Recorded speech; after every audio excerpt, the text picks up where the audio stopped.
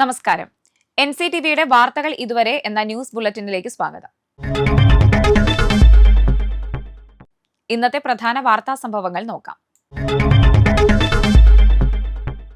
നടിയെ ആക്രമിച്ച കേസിൽ 8ാം പ്രതിയായ നടൻ ദിലീപിനെ വെറുതെ വിട്ടു. കേസിലെ 1ാം പ്രതിയായ പൾസർ സുനി അടക്കമുള്ള 6 പ്രതികൾ കുറ്റക്കാരെന്ന് കോടതി കണ്ടെത്തി. എറണാകുളം പ്രിൻസിപ്പൽ സെഷൻസ് കോടതിയാണ് ദിലീപിനെ വെറുതെ വിട്ടുകൊണ്ടുള്ള വിധി പ്രസ്താവിച്ചത്.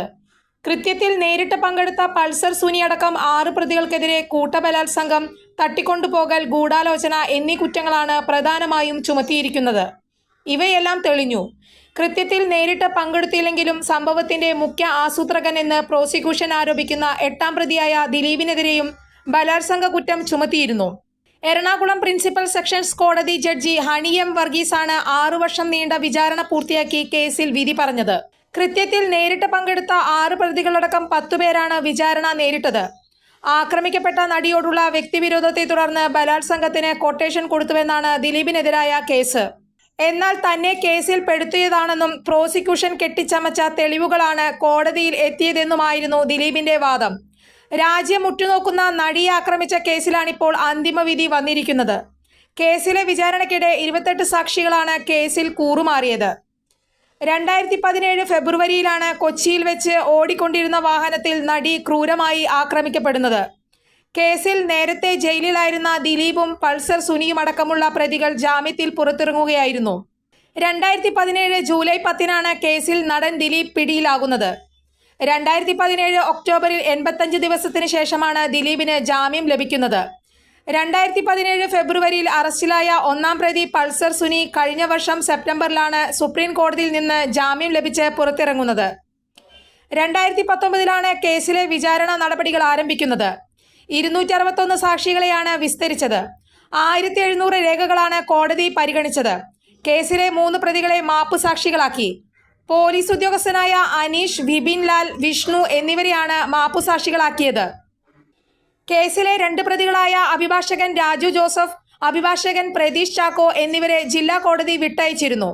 2012 മുതൽ തന്നെ നടൻ ദിലീപ് തന്നോട് വിരോധമുണ്ടായിരുന്നുവെന്നാണ് ആക്രമിക്കപ്പെട്ട നടി തന്നെ വിചാരണയ്ക്കിടെ കോടതിയെ അറിയിച്ചത്.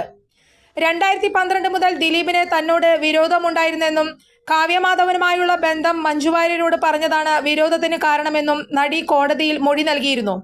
തനിക്കെതിരെ നിന്നവരൊന്നും മലയാള സിനിമയിൽ എങ്ങും എത്തിയിട്ടില്ലെന്ന് ദിലീപ് പറഞ്ഞുവെന്നും മൊഴിയുണ്ട്. ഇതിനിടെ തന്നെ അറിയില്ലെന്ന ദിലീപിന്റെ നിലപാട് തള്ളി 1ാം പ്രതി പൾസർ സുനിയും വിചാരണയിൽ രംഗത്തെത്തിയിരുന്നു. തങ്ങൾക്കിരുവർക്കും പരസ്പരം അറിയാമെന്നായിരുന്നു പൾസർ സുനിയുടെ നിലപാട്. നടിയെ ബലാത്സംഗം ചെയ്ത് ദൃശ്യങ്ങൾ പകർത്താൻ പൾസർ സുനിയും സംഘവും മുൻപും ശ്രമിച്ചിരുന്നതായി പ്രോസിക്യൂഷൻ കോടതിയെ അറിയിച്ചിരുന്നു. 2017 ജനുവരി 3-ന് ഗോവയിൽ വെച്ച് കൃത്യം നടത്താനായിരുന്നു ആലോചന. എന്നാൽ ഷൂട്ടിംഗ് നേരത്തെ പൂർത്തിയാക്കി നടി മടങ്ങിയതിനാൽ കൃത്യം നടന്നില്ല. തുടർന്നാണ് പിന്നീട് കൊച്ചിയിൽ വെച്ച് ആക്രമിച്ചത്.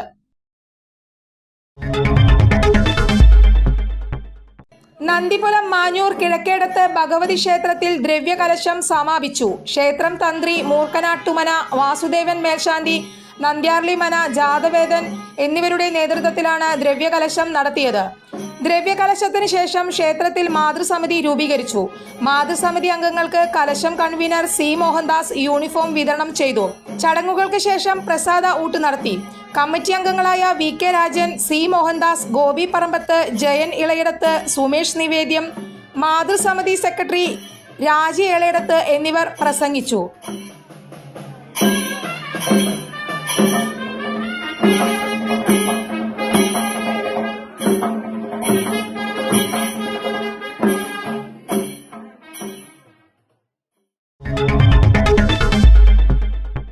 കാവടിയാട്ടത്തിന്റെ ആഘോഷത്തിമിർപ്പിൽ പ്രസിദ്ധമായ കല്ലൂർ ഞെള്ളൂർ പൂയാഘോഷം.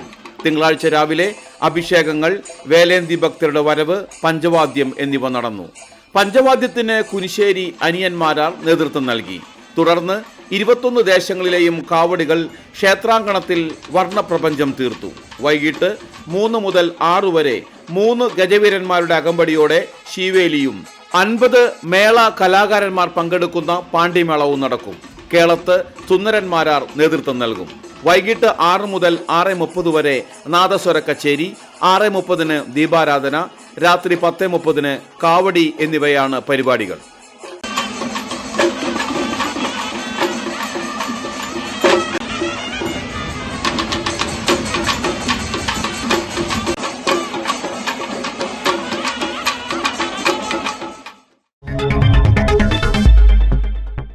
ചാലക്കുടി റെയിൽവേ മേൽപ്പാലത്തിന് സമീപം ബൈക്കുകൾ കൂട്ടിയിടിച്ചുണ്ടായ അപകടത്തിൽ ഒരു ബൈക്ക് യാത്രികൻ മരിച്ചു. ചാലക്കുടി തിരുത്തിപ്പറമ്പ് സ്വദേശി കൊല്ലംപറമ്പിൽ വീട്ടിൽ രതീഷ് ചന്ദ്രനാണ് മരിച്ചത്. 35 വയസ്സായിരുന്നു. അപകടത്തിൽ മറ്റൊരാൾക്ക് പരിക്കുണ്ട്. അതിരപ്പിള്ളി പീലാർമൊഴിയിൽ 75-കാരനെ കാട്ടാന ചവിട്ടിക്കൊന്നു. പീലാർമൊഴി കുടിവെള്ള ടാങ്കിന് സമീപത്ത് വെച്ചാണ് സംഭവം. തെക്കൂടൻ സുബ്രനാണ് മരിച്ചത്. ചായ കുടിക്കാനായി വീട്ടിൽ നിന്നിറങ്ങിയപ്പോഴായിരുന്നു സംഭവം. തുമ്പിക്കൈയില്ലാത്ത കുട്ടിയാനയ്ക്കൊപ്പം എത്തിയ കാട്ടാനക്കൂട്ടമാണ് ആക്രമിച്ചത്.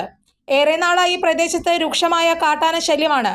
ഗുരുതരമായി പരിക്കേറ്റ് വഴിയരികിൽ കിടന്ന സുബ്രനെ ചായപ്പൻകുഴി ഫോറസ്റ്റ് സ്റ്റേഷന്റെ വാഹനത്തിൽ ചാലക്കുടി താലൂക്ക് ആശുപത്രിയിൽ എത്തിച്ചെങ്കിലും മരിച്ചു.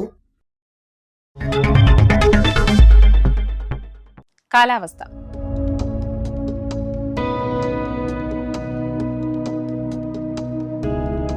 കൂടിയ താപനില 33 ഡിഗ്രി സെൽഷ്യസ്, കുറഞ്ഞ താപനില 23 ഡിഗ്രി സെൽഷ്യസ്. ചാലക്കുടി കൃഷ്ണ ജ്വല്ലറിയിൽ ഇന്നത്തെ സ്വർണ്ണവില.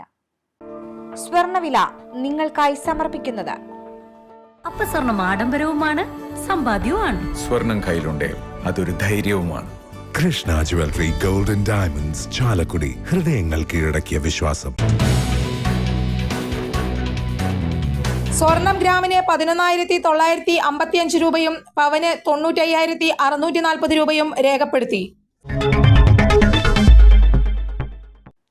ഇതോടെ വാർത്തകൾ ഇതുവരെ എന്ന ന്യൂസ് ബുള്ളറ്റിൻ സമാപിക്കുന്നു. നന്ദി, നമസ്കാരം.